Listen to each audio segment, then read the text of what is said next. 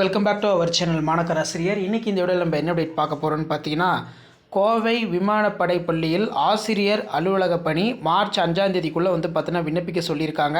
கோவை மாவட்ட விமானப்படை பகுதியில் காலி பணியிடங்கள் ஆசிரியர் அலுவலக பணியிடங்கள் நிரப்பப்பட உள்ளது.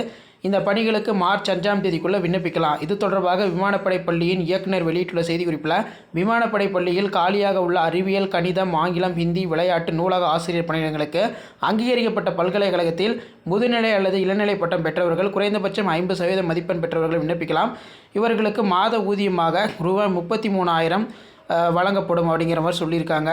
இதில் பார்த்தீங்கன்னா இபிஎஃப், இஎஸ்ஐ இதெல்லாம் வழங்கப்படும் அப்படிங்கிற மாதிரி சொல்லியிருக்காங்க. ஸோ நீங்கள் அப்ளை பண்ணுறதுக்கு பார்த்தீங்கன்னா ஒரு வெப்சைட் இருக்குது. அந்த வெப்சைட்டில் போய் அப்ளை பண்ணுங்கள். எலிஜிபிலிட்டி அதே மாதிரி ஏஜ் ரெஸ்ட்ரிக்ஷன் எல்லாமே கொடுத்துருக்காங்க. செக் பண்ணிக்கோங்க. மறக்காத வீடியோ ஃப்ரெண்ட்ஸுக்கு ஷேர் பண்ணுங்கள்.